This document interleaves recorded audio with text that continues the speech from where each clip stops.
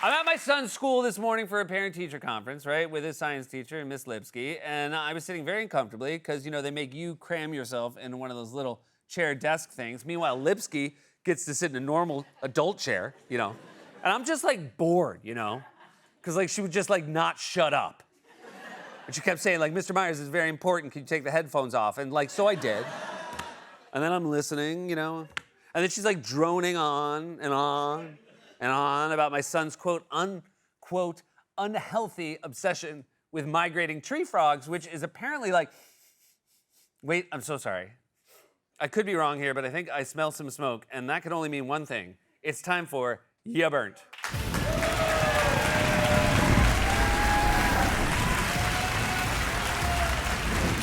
Welcome to the Burn Zone. We got a lot of topics to sizzle through and not a lot of time. Over here is the burner. Let's turn on the gas and load her up.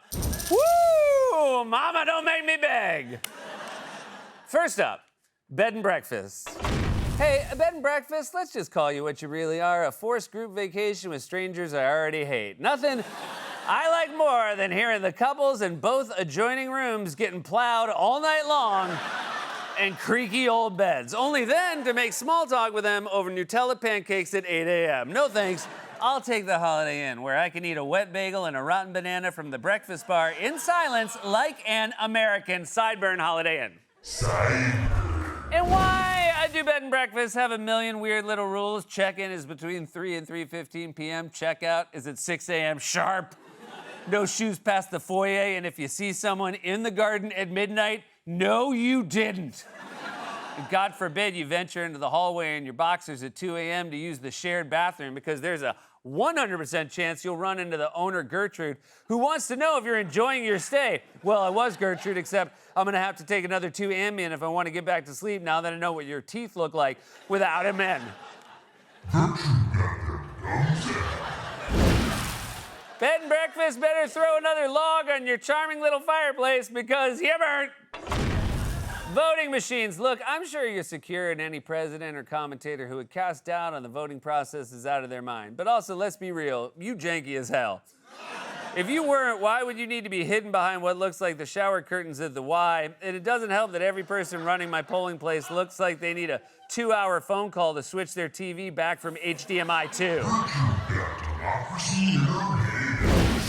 Remember when voting meant pulling a lever? Now I get handed a 4-foot Scantron and a terrible pen. Voting machines, you must be short-circuiting because you're burnt. Crocs! Giving up but too tired to tell everyone? Show them with Crocs. What situation could you possibly be in where you need waterproof shoes but you still want some of the water to touch your feet? Crocs, you look like a loafer had sex with a colander, but not in a cool way. You have more holes than the ending of Shawshank Redemption. How do you detach the poster from the outside? Crocs, you're like Quentin Tarantino. You have a ton of fans, but I don't want you anywhere near my feet. Hey, Crocs, you must be melting in the sun because you're burnt. People who give their dogs human names. Hey, people who give their dogs human names. No, stop that. It's bad, no.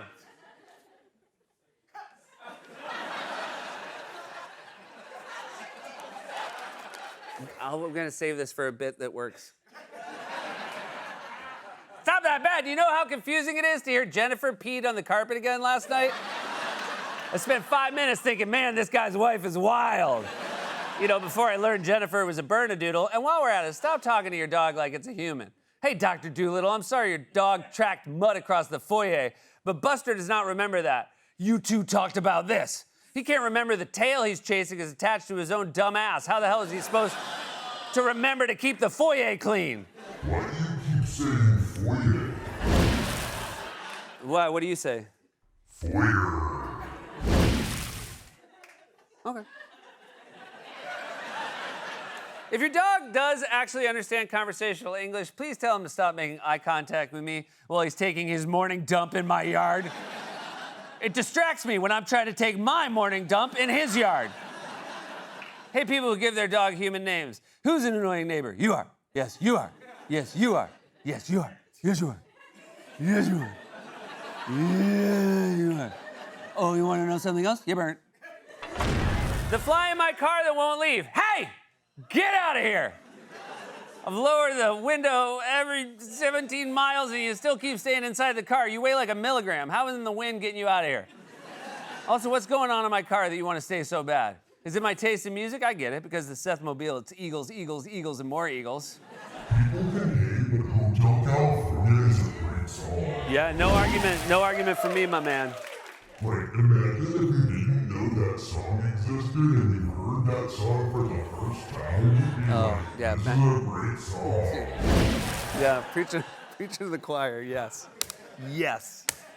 Also, Fly, are you the same Fly that was in the car on my last trip and the trip before that and also the one before that? If so, how are you staying alive? Is it the 5 pounds of goldfish cracker crumbs my kids have left under the seats that my wife keeps telling me to vacuum, but I don't vacuum? I just push them under the seat. Hey, Fly, buzz off, you bird. Wedding registries. Oh! No argument for me, man. No argument. Iconic riff. Joe Walsh. Anyway, what were we talking about? Oh, right, wedding registries. For people who are grown up enough to get married, but apparently not grown up enough to buy their own forks, it's bad enough having to waste my Saturday watching your weird family put on a performance of the Macarena so bad it could be considered a hate crime. But now, I have to furnish your apartment too. Also, wedding registries. You can forget the Megan Baller, sorry, go back. You can forget the Melon Baller, yeah. Keep the Megan Baller. You can forget the Melon Baller. Once those two have kids, they're not gonna be balling anything. Also, this is your third wedding, Kevin. At this part, I'm starting to think you're not marrying for love. You're doing it to stockpile air fryers. The only person at the wedding who should be on a registry is your Uncle Jerry, because he just told the bride's youngest sister that she's filling out nicely. Wedding registries, let me just chip in and say, Yevert. Brown rice. Finally, an option for people who like white rice but wish it was 1% healthier and 50% less delicious. You're really gonna reap the benefits of those 3 extra grams of fiber by subbing brown rice in that 3,000 calorie monstrosity you just ordered at Chipotle. A study shows that brown rice has 70 to 90% more arsenic than white rice, which begs the question, who poisoned the rice?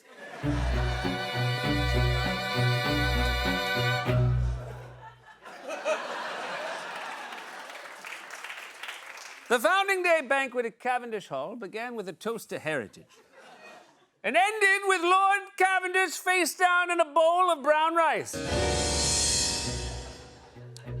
5 guests stood by, each with a motive. But who stood to gain the most? Lady Cavendish, the wife, whose affection for her husband was rivaled only by her affection for his will. Dr. Cunningham, the family physician, always nearby, always adjusting the Lord's medicine.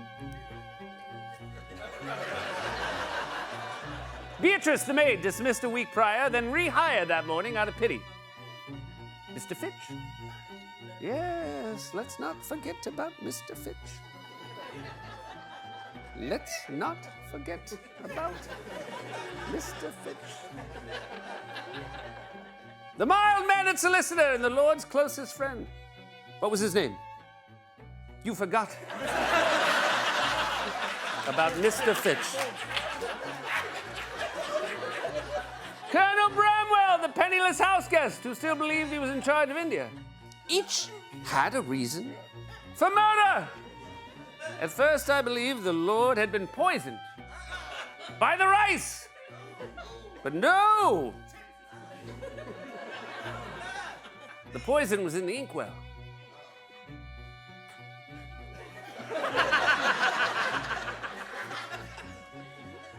And when I saw it, I raised an eyebrow.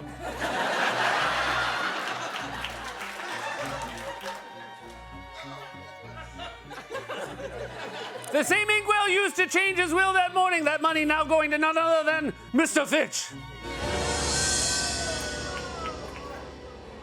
You couldn't resist making yourself the heir, but alas, your cleverness was your undoing. Brown rice! Apologies, brown rice. We now know you're innocent, Mr. Fitch, you dastardly solicitor. Your ruse has... Oh, the buzzer means we're out of time. Mr. Fitch, you lucky dog, you evaded justice. Well played, sir. Well played. This has been